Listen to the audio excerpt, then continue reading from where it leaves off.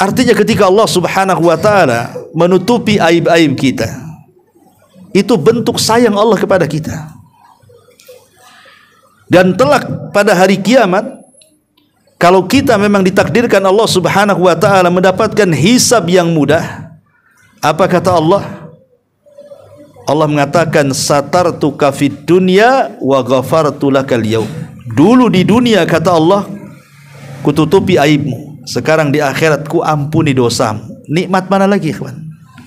Di dunia ditutup aibnya, di akhirat pula diampuni dosanya. Tidak ada nikmat yang lebih nikmat dibandingkan kita ditutup aib dan diampuni dosanya, kan? Masyarul muslimin yang dimuliakan Allah Azza wa Jalla, karena Allah itu kalau sudah mengampuni kita, maka Allah pasti akan menghilangkan pengaruh-pengaruh dosanya, sehingga kita betul-betul menghadap Allah itu tanpa dosa. Lah ada amalan-amalan yang ringan, seringan-ringannya, semua orang bisa melakukannya, tapi pengaruhnya luar biasa di dalam menggempur dosa. Apa saja itu amalan-amalan ringan? Yang pertama, langsung saja,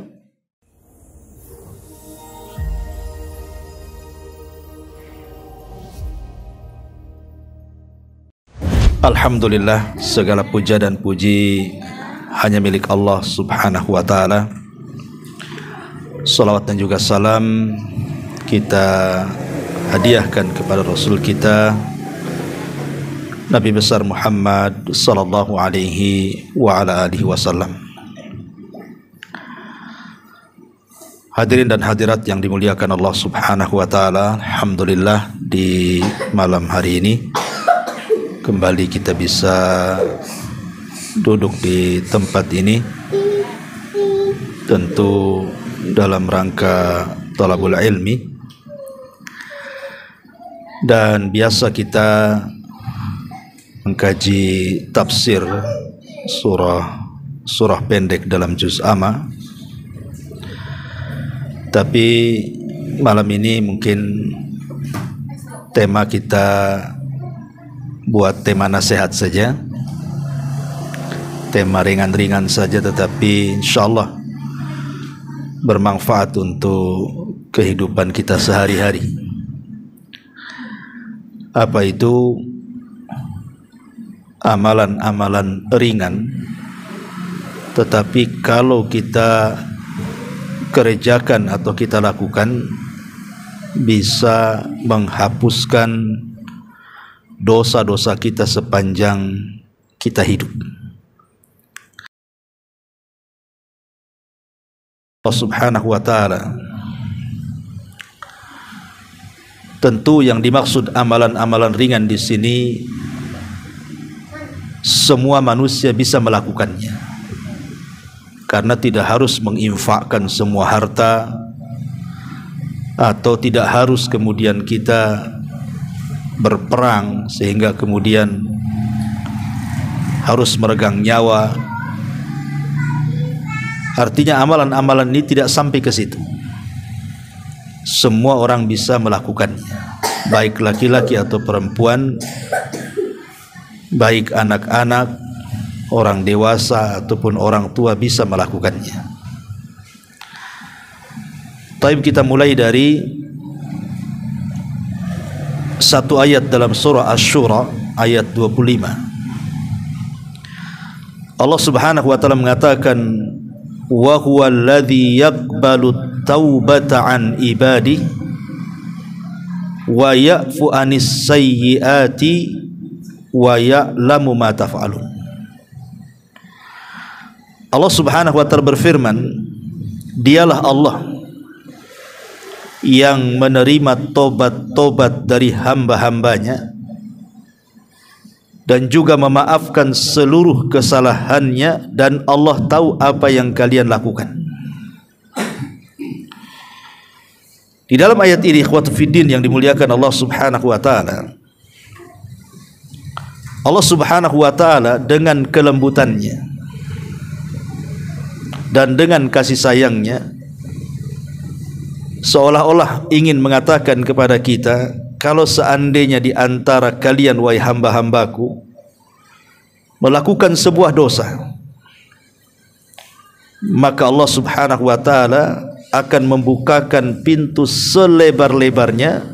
Kapanpun kita menghadap kepada Allah untuk bertobat, maka Allah Subhanahu wa taala membuka pintu tobatnya. Dan itu bentuk kasih sayang Allah Azza wa Jalla. Bahkan kasih sayang Allah Subhanahu wa taala melebihi kasih sayang seorang ibu kepada anaknya. Dahulu di zaman Nabi sallallahu alaihi wasallam, Nabi SAW pernah menawan banyak tawanan dalam peperangan, termasuk juga laki-laki dan wanita dan anak-anak kena tawan dalam peperangan itu. Nabi SAW heran dengan seorang wanita yang seolah-olah di wajahnya itu ada rasa cemas luar biasa. Kadang kemudian dia menengok ke kiri dan ke kanan, kemudian bangkit berjalan ke sana kemari seperti orang bingung, dan di raut wajahnya terdapat kesedihan. Rupanya setelah diperhatikan, wanita atau tawanan wanita itu kehilangan seorang bayi. Jadi dia mencari bayinya ke sana kemari, tidak ketemu.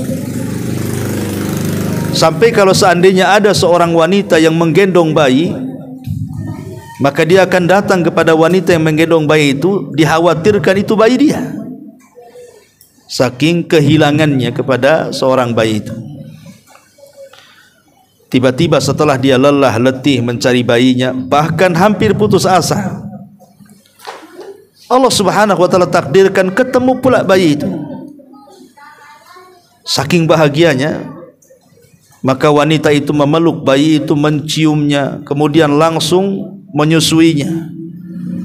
Dengan penuh kasih sayang wanita itu memeluk erat bayinya itu. Kata Nabi SAW di hadapan para sahabat, bagaimana kalau seandainya di antara kalian, kata Rasul, mengumpulkan kayu bakar dan membakarnya. Setelah kemudian apinya menyala, kalian suruh wanita yang kehilangan bayi, yang baru saja ketemu bayinya, lemparkan bayimu ke dalam api itu. Maka sahabat mengatakan, ya Rasulullah, mustahil. Wanita itu sudah lama mencari bayinya, hampir putus asa. Setelah ketemu bayinya, tiba-tiba disuruhnya pula melempar bayi itu ke dalam api. Mustahil, tidak mungkin mau seorang ibu melemparkan bayinya ke dalam api, kata sahabat. Maka Nabi SAW mengatakan kepada para sahabatnya, Allah lebih sayang kepada hambanya dibandingkan wanita itu kepada bayinya. Allah lebih sayang kepada hambanya dibandingkan wanita yang kesana kemari mencari bayinya, kemudian setelah ketemu memeluknya, daripada ibu itu kepada bayinya. Makanya ada seorang ulama mengatakan, kalau nanti pada hari kiamat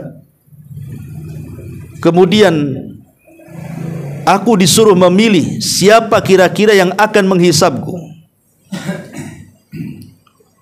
Allah ataukah ibuku, maka dia mengatakan, demi Allah, aku lebih memilih Allah yang menghisabku dibandingkan ibuku yang menghisabku, katanya. Padahal mustahil ibu yang sayang dengan anaknya ketika menghisab anaknya, kan tidak mungkin juga memasukkan anaknya ke neraka. Kalau seorang ibu itu sayang dengan anaknya, tetapi Allah Subhanahu wa taala jauh lebih sayang kepada kita dibandingkan ibu kita dengan kita. Karena Allah Subhanahu wa taala itu adalah zat yang maha Ar-Rahman dan Rahim. Ma'asyiral muslimin yang dimuliakan Allah Subhanahu wa taala, di dalam ayat yang lain dalam surah Az-Zumar ayat 53, Allah Subhanahu wa taala mengatakan, "Qul ya ibadiyalladzina asrafu ala anfusihim." Katakan, wahai hamba-hambaku yang mereka melampaui batas terhadap diri-diri mereka. La taqnatu min rahmatillah. Jangan pernah putus asa dari mengharap kasih sayang Allah Subhanahu wa taala. Innallaha yaghfiru dzunuba jami'a. Karena Allah itu menghapuskan seluruh dosa hamba-hambanya. Ma'asyiral muslimin yang dimuliakan Allah Subhanahu wa taala, bentuk kasih sayang Allah Azza wa Jalla kepada kita adalah ketika kita melakukan sebuah dosa, Allah masih menutupi dosa kita. Kalau Allah Subhanahu wa taala mau membongkar dosa kita atau aib kita, tidak ada orang yang selamat, ikhwan. Tidak ada orang yang selamat. Kalau aib kita sampai terbongkar, tidak ada yang selamat kita ini dari manusia yang lainnya. Boleh jadi yang dulunya dihormati bisa saja direndahkan. Boleh jadi dulunya kita ini dimuliakan, boleh saja dihinakan. Atau mungkin dulunya orang mau bicara dengan kita, boleh juga meninggalkan kita. Kalau sampai aib kita ditampakkan Allah kepada orang lain. Siapa di antara kita yang tidak punya aib? Semua kita ini punya aib. Saya, Anda, siapapun. Boleh jadi kalau antum tahu aib saya, gak mungkin antum undang saya ke sini untuk ngaji. Saya dimuliakan antum dan diundang ke sini itu karena Allah masih menutup aib saya saja. Seperti Imam Ahmad ibn Hanbal ketika datang murid-muridnya sibuk mau membawakan barang-barangnya. Apa kata Imam Ahmad? Kalian menghormatiku itu karena kalian belum tahu dosaku, katanya. Kalau kalian tahu dosaku, tidak ada yang akan mengangkatkan barangku. Justru kalian akan meletakkan pasir di atas kepalaku, katanya. Artinya ketika Allah Subhanahu wa taala menutupi aib-aib kita, itu bentuk sayang Allah kepada kita. Dan telak pada hari kiamat, kalau kita memang ditakdirkan Allah Subhanahu wa taala mendapatkan hisab yang mudah, apa kata Allah? Allah mengatakan satartuka fid dunya wa ghafartu lakal yaum. Dulu di dunia, kata Allah, kututupi aibmu. Sekarang di akhirat ku ampuni dosamu. Nikmat mana lagi, ikhwan? Di dunia ditutup aibnya, di akhirat pula diampuni dosanya. Tidak ada nikmat yang lebih nikmat dibandingkan kita ditutup aib dan diampuni dosanya, kan? Ma'asyiral muslimin yang dimuliakan Allah Azza wa Jalla, karena Allah itu kalau sudah mengampuni kita, maka Allah pasti akan menghilangkan pengaruh-pengaruh dosanya, sehingga kita betul-betul menghadap Allah itu tanpa dosa. Lah ada amalan-amalan yang ringan, seringan-ringannya, semua orang bisa melakukannya, tapi pengaruhnya luar biasa di dalam menggempur dosa. Apa saja itu amalan-amalan ringan? Yang pertama, langsung saja, isbagh al-wudu, menyempurnakan wudu. Menyempurnakan wudu itu amalan ringan, ikhwatu fiddin. Nabi SAW bersabda dalam sebuah hadis, kata Nabi SAW, maukah kuhabarkan kepada kalian ala ma yamhullahu bihil khataya, sesuatu yang bisa menghapuskan dosa-dosa kalian, wa yarfa'u biha darajat, bukan hanya menghapus dosa, Allah angkat derajat kita. Karena sorga itu kan sifatnya darajat, bertingkat-tingkat. Makin tinggi sorga itu makin indah, makin tinggi makin indah, makin tinggi makin luar biasa keindahannya. Itulah sorga. Lah dengan amalan yang sangat ringan ini bukan hanya dihapuskan dosa, Allah angkat derajat kita di sorga lagi. Subhanallah. Wa yarfa'u biha darajat. Kata Nabi SAW, salah satunya apa? Isbagil wudu alal makari. Sempurnakan wudumu di waktu engkau tidak suka berwudu. Boleh jadi mungkin antum lagi demam, kan itu ya, mau megang air tuh kayaknya gimana gitu ya, atau subuh-subuh dingin-dingin gitu ya, mau megang air itu kayaknya udah dingin pula air itu. Tetapi kalau kita mau menyempurnakan wudu seperti biasa, walaupun agak demam, walaupun cuaca dingin, tetap kita berwudu, maka itu penyebab amalan yang bisa menghapuskan banyak dosa. Bukan hanya menghapuskan banyak dosa, diangkat pula derajat kita. Makanya jangan pernah meremehkan ibadah wudu, karena setiap basuhan pada anggota wudu kita ini itu bisa menggugurkan dosa. Jadi kalau kita ini ambil air nih, kan wudu, baca basmalah, kemudian mencuci tangan 3 kali, berarti menggugurkan dosa di tangan kita. Kemudian mulai kita berkumur-kumur, maka menggugurkan dosa lisan kita. Kemudian mulai membasuh wajah, maka menghapuskan dosa-dosa di wajah kita. Kemudian mulai membasuh tangan kita, menghapuskan dosa-dosa di tangan kita. Kemudian di kepala sampai ke kaki, ikhwan. Lihat, pengaruh wudu ini bisa menggugurkan dosa dengan air wudu itu. Maka jangan pernah kemudian meremehkan ibadah wudu. Maksudnya jangan berwudu asal-asalan, gitu ya. Karena banyak orang wudu itu asal-asalan. Ya, yang penting selesai gitu. Kadang-kadang salah pula dia. Dan yang banyak kasus berwudu salah itu ketika membasuh kaki. Kadang-kadang tidak dicuci, diseblok bahasa kitanya. Kan itu ya. Ambil gayung diseblok gitu saja. Bukan mencuci kaki itu cuci. Allah yang mengatakan cucilah kaki kalian, dan cuci itu harus ada gosokan. Kalau diseblok itu bukan mencuci namanya. Cuci itu ya diambil kakinya, digosok-gosok tangan. Nah, itulah mencuci artinya. Karena Nabi SAW mengatakan wailun lil aqabi minan nar, celaka bagi tumit-tumit yang tidak tersentuh air wudu. Wail bagi mereka, neraka wel. Ya. Ini yang pertama, amalan ringan wudu. Kemudian yang kedua, yang lebih ringan lagi adalah al-masyu minal baiti ilal masjid mutawadhi'an. Setelah berwudu, ketika datang waktu sholat, antum langkahkan kaki ke masjid. Bagi laki-laki tentunya ya. Nabi SAW mengatakan, idza tawadda'a ahadukum fa ahsanal wudu thumma kharaja ilal masjid la yanzi'uhu illa as-salah thumma nazala rijlatal yusra tamhu anhu sayyi'atan wa tuktab lahul yumna sayyi'atan hatta yadkhulal masjid, kata Rasul. Kata Nabi SAW, siapa yang berwudu, tadi sudah selesai wudu, dengan wudu saja kesalahan kita habis tuh. Ditambah-tambah kemudian dia menuju masjid dan tidak ada niat ke masjid kecuali hanya untuk sholat. Jadi niatnya itu untuk sholat, bukan ingin lagi utang pula ketemu kawan di masjid, bukan.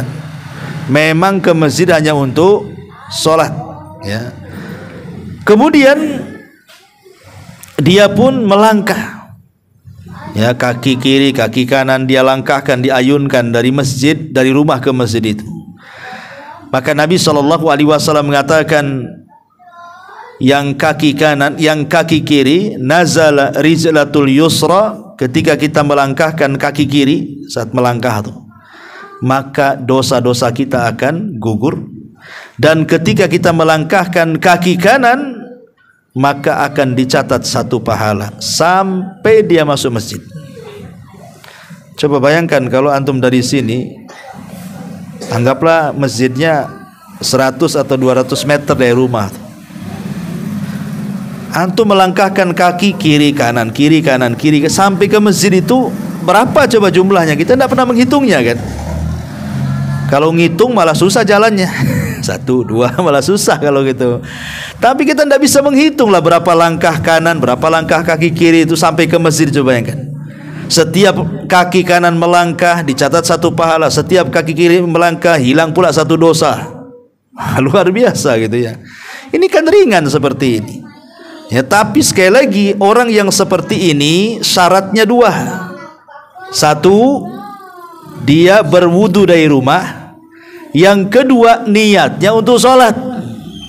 Maka setiap langkah-langkah kakinya itu akan menghapuskan dosa dan mencatat pahala. Luar biasa, amalan ringan ya. Ini yang kedua. Yang ketiga, antum udah sampai masjid ya, udah sampai masjid nih, dengar suara adzan. Nabi SAW mengatakan, setelah kemudian antum mendengar suara azan, tentu kan ketika muadzin berkumandangkan azan kan antum jawab tuh. Muadzin mengatakan Allahu Akbar, kita katakan Allahu Akbar. Muadzin mengatakan asyhadu alla ilaha illallah, kita katakan asyhadu alla ilaha, kecuali hayya alatain, kecuali hayya ala shalah dan hayya alal falah, kita jangan ikuti, tapi kita baca la haula wala quwata illa billah. Kalau seandainya kemudian dia mengikuti ucapan-ucapan muadzin itu, kata Nabi SAW, man qala hina yasmaul adzan, barang siapa yang tatkala mendengar suara muadzin sedang mengumandangkan adzan, mengucapkan apa yang diucapkan muadzin, kemudian setelah selesai adzan, antum kan baca salawat di situ, Allahumma rabba hadhihi da'wati tammah wassalatil qa'imah ati Muhammadanil wasilata wal fadilah wa ba'atsul maqama mahmudan allati wa'atta innaka la tuhliful mi'ad. Antum baca ini, asyhadu an la ilaha illallah wahdahu la syarikalah wa asyhadu anna Muhammadan abduhu wa rasuluh, raditu billahi rabba wa bil islami dina wa bi Muhammadin nabiyyan wa rasula. Apa kata Rasul? Ghufira lahu ma taqaddama min dambi, maka dosa antum yang dulu-dulu akan dihapuskan. Ya, cukup antum membaca kalimat ini setelah menjawab suara muadzin, kemudian bersalawat setelah adzan, antum baca bersyahadat asyhadu alla ilaha illallah wa asyhadu anna Muhammadar Rasulullah, raditu billahi rabba wa bil islami dina wa bi Muhammadin nabiyya wa rasula. Dengan ucapan ini Allah hapuskan dosa-dosa kita. Coba mulai dari wudu dihapuskan dosa, langkah ke masjid dihapuskan dosa, zikir setelah adzan dihapuskan lagi dosa kita. Luar biasa ya kawan ya. Kemudian setelah adzan kan nggak langsung sholat, ada jeda dulu kan di situ, menunggu lagi kita ini. Habis mamanya adzan antum sholat tahiyatul masjid kayak atau mungkin qobliyah kan itu. Kan tidak harus langsung sholat, tidak ada beberapa masjid langsung qomat, tapi ada beberapa masjid itu kan ngasih waktu antara 10 menit 15 menit baru sholat kan. Apa kata Nabi SAW? Ya, maukah kutunjukkan kepada kalian sesuatu ma yamhullahu bihil khataya wa yarfa'u bika darajat, sesuatu yang bisa menghapuskan keburukan kesalahan kalian dan mengangkat derajat kalian. Kata Nabi SAW, salah satunya adalah intidharus salati ba'da salah, antum menunggu salat untuk salat lagi. Jadi menunggu salat itu bisa menggugurkan pahala tuh, bisa menggugurkan dosa dan bisa mengangkat derajat. Duduk saja nunggu salat, seolah-olah kita sedang sholat, ditambah-tambah dosa kita gugur, kemudian kita diangkat. Makanya kalau seandainya antum memang ya adalah kesenggangan waktu, kan tidak mungkin antum seminggu atau sebulan tuh sibuk terus kan itu. Mesti adalah 1-2 hari itu yang senggang, datanglah ke masjid, pamannya maghrib jangan balik gitu ya. Nanti dari maghrib ke isya itu kan tidak terlalu lama jaraknya. Antum bisa baca Quran, berzikir sambil ya. Itu namanya menunggu sholat setelah sholat ya. Maka itu bisa menggugurkan dosa dan mengangkat derajat. Ini yang keempat ya. Kemudian yang kelima, setelah kita berwudu menggugurkan dosa, kemudian berjalan ke masjid jalannya menggugurkan dosa, kemudian zikir setelah adzan menggugurkan dosa lagi, kemudian setelah itu nunggu sholat wajib menggugurkan dosa lagi. Kemudian di sana ada sholat sunnah ya, ada sholat sunnah yang disebut dengan rawatib, ba'diyah dan qobliyah. Ada yang mengatakan 12 rakaat, ada yang mengatakan 10 rakaat. Bagi yang mengatakan 12 rakaat berarti dimulai daripada 4 rakaat sebelum zuhur. Nah itu. Bagi yang mengatakan 10 rakaat berarti sebelum zuhur 2 rakaat. Nah, itu saja bedanya. Ya. Jadi kalau kita hitung yang 12 rakaat dulu ya, 4 rakaat sebelum zuhur itu sudah 4 rakaat. Kemudian 2 rakaat setelahnya dan 6 gitu ya. Kemudian 2 rakaat setelah maghrib sudah 8. Kemudian 2 rakaat setelah isya ada 10. Kemudian 2 rakaat sebelum subuh, nah itu sudah 12. Ini bagi yang mengatakan 12 rakaat. Bagi yang mengatakan rawatib itu 10 rakaat berarti 2 rakaat sebelum zuhur, 2 rakaat setelah zuhur, 2 rakaat setelah maghrib, 2 rakaat setelah isya, 2 rakaat sebelum subuh. Nah itu bagi yang mengatakan 10 rakaat ya. Lah Nabi SAW ketika menyebutkan salat sunnah rawatib, kata Rasul, man shalla qabla dhuhri arba'an wa ba'da dhuhri arba'an harramallahu basyaratahu 'alan nar.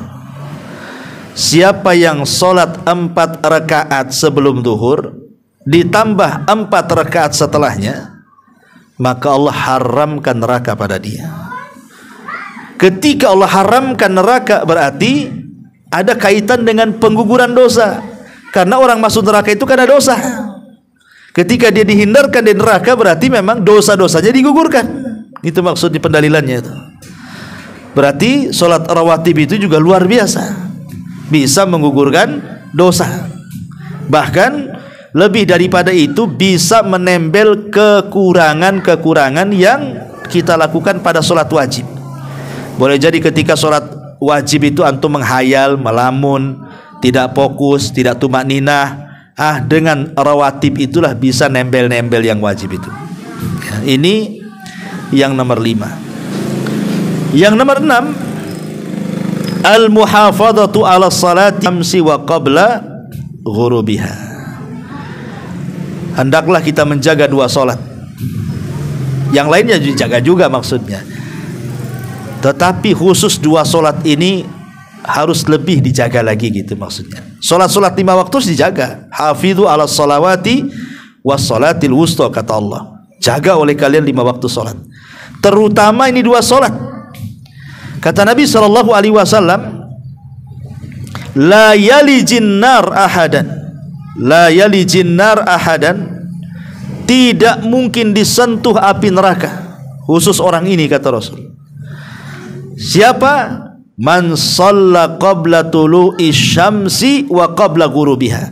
Siapa yang menjaga salat sebelum terbit matahari alias subuh dan sebelum tenggelam matahari alias asar.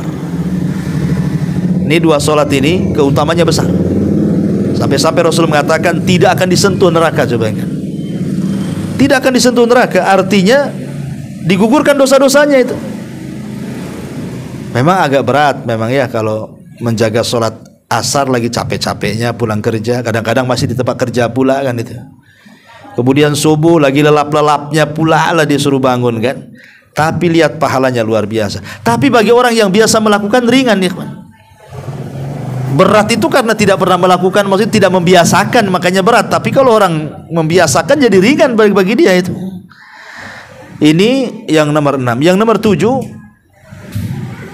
zikrullahi azza wa jal.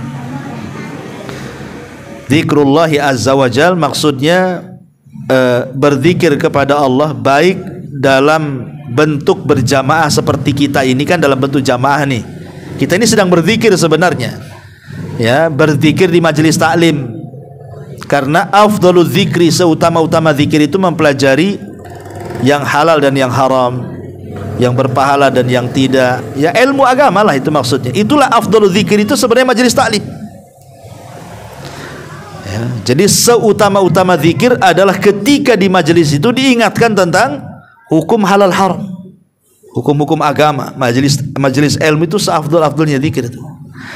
Lihat kata Nabi SAW, ma jalasa qaumun yadhkuruna Allah ta'ala fayakumuna hatta yuqalu lahum qumu qad ghafarallahu lakum dhunubakum wa buddilat sayyiatikumul hasanat. Jadi kalau antum habis taklim seperti ini, ya tadi kita mulai dari jam 8 lebih, tar lagi kita selesai. kemudian selesai ngaji nih, antum buyar pulang. Apa kata Rasul? Qumu maghfuran lakum. Dosa-dosa kalian sudah diampuni. Pulanglah kalian, kata Rasul. Cukup sampai di situ? Tidak. Kata Nabi SAW, keburukan yang kalian bawa tadi sebelum kalian ngaji di sini sudah diganti dengan kebaikan, katanya. Luar biasa. Hanya duduk di majelis taklim, coba bayangkan. Dosa kita hilang, kemudian keburukan kita diganti dengan kebaikan. Luar biasa. Ya, hanya duduk saja. Itu pun kan malas itu. Orang mau ngaji itu kalau tidak ada mood yang kuat itu tidak akan datang ke pengajian. Coba kalau tetangga buat konser dangdut, nggak diundang pun datang. Paling depan pula pakai peci, malu-maluin aja dia. Gitu kan ya. Kadang-kadang kan aneh gitu ya. Kalau padahal ini jelas undangan Allah, itu undangan makhluk loh ya. Ngaji kan undangan Allah, bukan undangan panitia pengajian, tidak. Hakikatnya ngaji itu Allah yang undang sebenarnya. Nah, lihat bagaimana fadilah orang duduk di majelis taklim itu. Nah, gimana Ustadz yang ngantuk-ngantuk? Insya Allah yang ngantuk-ngantuk diampuni juga. Penting jangan tidur ngoro aja. Nanti ditinggalkan sendirian dia di sini. Besok baru bangun. Tapi ini yang nomor 7. Yang nomor 8, ya, at-tasahul ma'al khalqi wal layyin wal musamahah. Ya, ketika antum, kita urut dari awal kan tadi. Itu berwudu menghapuskan dosa, kemudian berjalan ke masjid menghapuskan dosa, sampai di masjid dengar azan kemudian membaca asyhadu alla ilaha illallah wa asyhadu anna muhammadar rasulullah raditu billahi robba wa bil islami dina wa bi muhammadin nabiyya wa rasulah. Dosa dia sudah gugur lagi. Kemudian duduk, antum nunggulah tegak solat 5 waktu, solat wajib itu dihapuskan lagi dosanya. Kemudian di situ ada rawatib, dihapuskan lagi dosanya. Kemudian setelah antum sholat wajib, kemudian ada majelis taklim, duduk pula antum di masjid itu melakukan taklim, pulang dihapuskan pula dosanya. Ya. Kemudian ketemu kawan-kawan di masjid itu, kita orangnya baik, supel, mudah, enak gitu ya bahasa kitanya ya. Ya, tidak kaku gitu. Kata Nabi SAW, man kana sahlan hayyinan layyinan harramahullahu 'alan nar. Maka siapa yang memiliki akhlak mudah, lembut, ya, pokoknya mudah sama orang, enak, supel bahasa kitanya, maka Allah haramkan darinya neraka. Ya, maka biasakan bersikap supel, karena kadang-kadang nih ada ikhwan-ikhwan tuh dulu sebelum ngaji, sama orang baik, negor, senyum ini. Sudah ngaji, jangan lagi negor, senyum pun tidak. Ini gimana? Siapa ustadznya? Abu Mero. Wah, Abu Mero kena nih. Kacau, mana ada Abu Mero ngajari kayak gitu itu. Kita suruh senyum, ya ketemu orang nyapa. Ya, ini gimana ceritanya? Harusnya habis ngaji makin lembutlah sama orang. Sebelum ngaji masih awam kok dia bisa baik sama orang, setelah ngaji pula nggak baik pula sama orang. Lah orang yang muda, kata Nabi SAW, yang sahlan hayyinan layyinan, itu diharamkan neraka pada dia. Kemudian mudah bagi orang itu sudah diampuni juga dosanya, dijauhkan neraka. Kemudian ketika kita ini berkomunikasi dengan orang, kita menjaga lisan. Menjaga lisan kita ini, tidak membongkar aib orang dan berusaha menutup aib orang. Kemudian juga memberikan arahan kepada orang yang sedang gibah, jangan gibah, dan begitu seterusnya. Berusaha dia menutupi aib orang. Maka Nabi SAW mengatakan, man dabba an irdi akhihi bil ghibati kana haqqan 'ala Allah an yu'tiqahu minan nar. Siapa yang membela kehormatan saudaranya, kita tidak menjelek-jelekan atau kita melarang orang lain menjelek-jelekan, ya, maka dia berhak mendapatkan hadiah dari Allah, di mana Allah akan memerdekakan ia dari api neraka.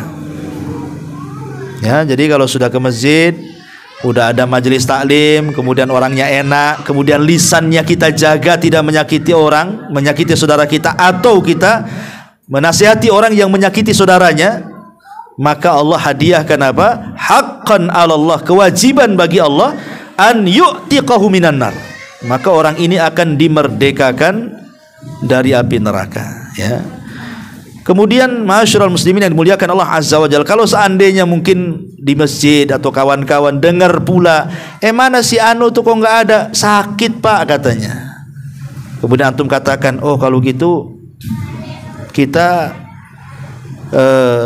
berkunjung, ajak berkunjung, ya kan? Maka kalau kita mengunjungi orang sakit, ma'asyiral muslimin yang dimuliakan Allah Azza wa Jalla, maka malaikat di belakang itu akan mendoakan ampunan kepada kita tuh, selama kita berjalan ke orang sakit itu. Ya Allah ampuni orang ini, ya Allah ampuni orang ini, ya Allah ampuni orang ini. Bayangkan, ya, muamalah sehari-hari, ya. Kemudian setelah antum datang ke orang sakit, rupanya orang sakit ini orang kaya, walaupun sakit disuruhnya kita makan pula di rumahnya. Gitu ya. Antum bawa orang sakit, bawa pisang, pulang pula bawa salak. Berarti baik orang sakitnya ini kan. Ya. Ya sebenarnya ngasih salak itu salak jadi orang juga gitu. Cuma ditukar saja.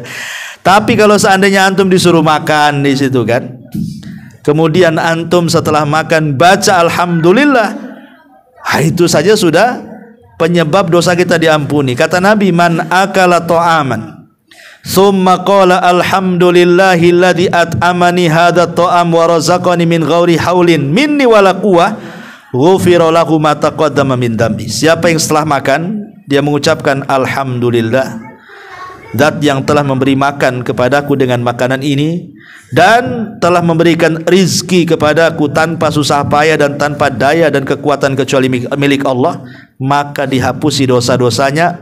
Apa kata Nabi? Ma taqaddama min dzambi wa ma ta'akhir. Bayangkan, dosa yang berlalu dan yang akan datang lagi itu, bayangkan. Kan enak tuh, itu kan ini ringan-ringan nih amalan ini. Sangat ringan sekali, coba bayangkan. Hanya sekedar membaca habis makan alhamdulillah itu aja sudah diampuni dosa-dosanya. Ya. Ma'asyiral muslimin yang dimuliakan Allah Subhanahu wa taala. Ya, kemudian kalau seandainya lebih daripada itu, antum pulang ke rumah diuji pula oleh Allah.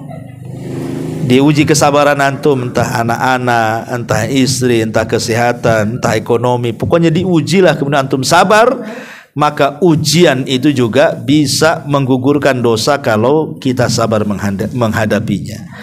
Kata Nabi SAW, ma min musibatin tusibul muslim illa kafarallahu biha anhu hatta syaukata yushakuha. Kata Nabi SAW, tidaklah seorang muslim ditimpa musibah kecuali Allah akan hapuskan kesalahannya sampai pun duri yang menancap di kaki. Antum dari masjid nih ke rumah kena paku pula kan itu, sikit padahal kan pakunya, ya, tapi antum tidak mengatakan aduh bismillah. Jadi antum kalau umpamanya kena paku jangan bilang aduh bismillah gitu maksudnya. Karena ada seorang sahabat namanya Thalhah bin Ubaidillah, ketika perang terkena sabetan pedang. Ya manusiawi lah, sakit paling apalagi kalau nggak aduh kan itu ya, orang sakit kan aduh-aduhan kan itu ya. Dia bilang aduh pula, aduh sakit gitu ya. Kata Rasulullah SAW, ya Thalhah, kalau engkau mengganti kalimat aduh dengan kalimat bismillah tadi, katanya, la rafa'atkal malaika, malaikat akan mengangkat kamu ke langit, katanya.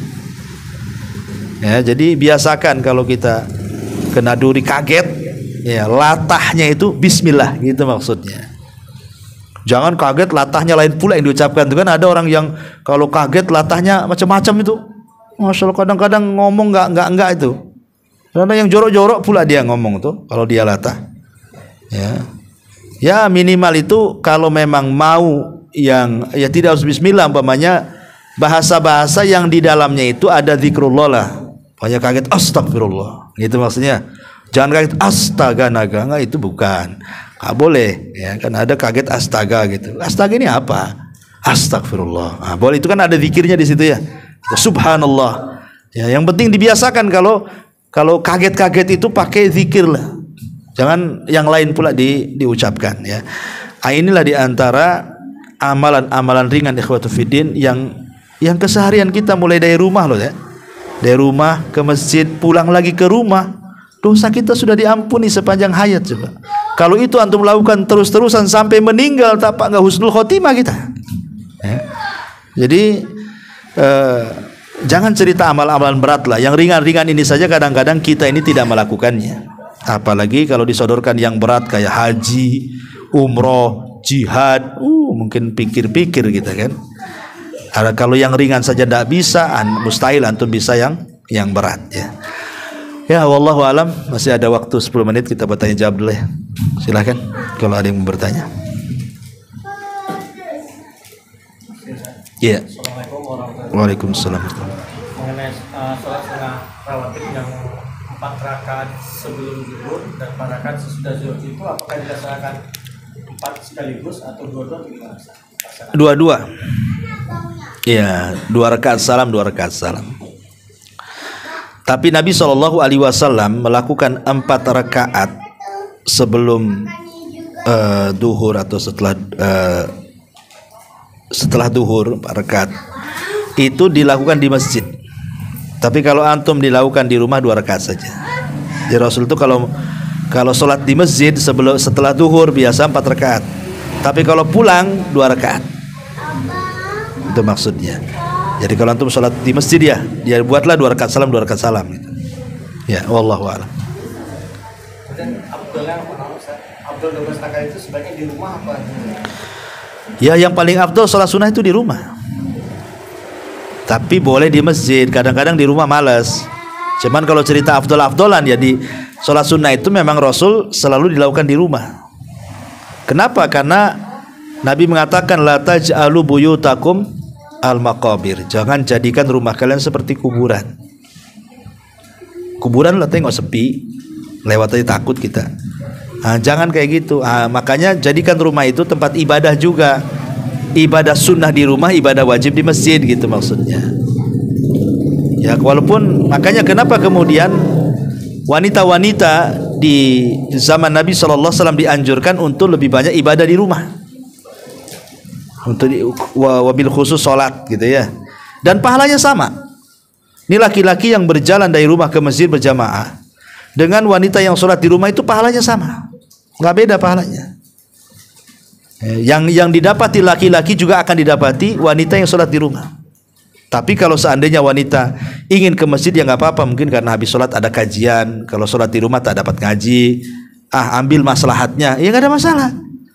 Makanya Rasul mengatakan la tamna'u ima Allah masajid Allah. Jangan kau larang wanita-wanita datang ke masjid, biarkan mereka ke masjid. Tetapi setelah memenuhi unsur atau syarat-syarat gitu ya. Tidak pakai minyak wangi, ini enggak gitu ya. Wah, satu disemprotin semua itu. Kalau masih kurang itu pakai baygon nyamuk. Kan sekarang di baygon tuh harum loh. Kalau dulu kan cuman itu saja, itu sekarang macam-macam. Rasa jeruk pun ada sekarang. Ya kadang-kadang kalau nggak ada parfum udah pakai baygon aja. Jadi wanita ya enggak boleh, wanita itu enggak boleh pakai parfum, laki-laki harus. Ya, laki-laki itu harus wangi. Makanya Rasul itu sebelum datang beberapa jarak itu sudah kecium, nah ini pasti Nabi nih. Nah, coba antum kayak gitu. Kawan-kawan antum di masjid, ini pasti Bapak Anu nih. Khas dia kata. Nah, ada khas baunya, ada khas wanginya pula. Ini khas baunya pasti si Anu nih katanya. Ya kalau bisa ya khas wanginya lah kan. Ya, wallahu a'lam. Ya, saya kira cukup sudah jam 9. Subhanallah bihamdika, asyhadu an la ilaha illa anta astaghfiruka wa atubu ilaik. Allahu ta'ala. Intinya bahwa tolong berakhlak kepada Allah. Membahas tafsir dari surah Al-Imran. Lahirlah Imam Muslim, Abi Dawud, Tirmidzi, Ibnu Hibban. Jadi ketika Yunus alaihi salatu wassalam terkena undian itu,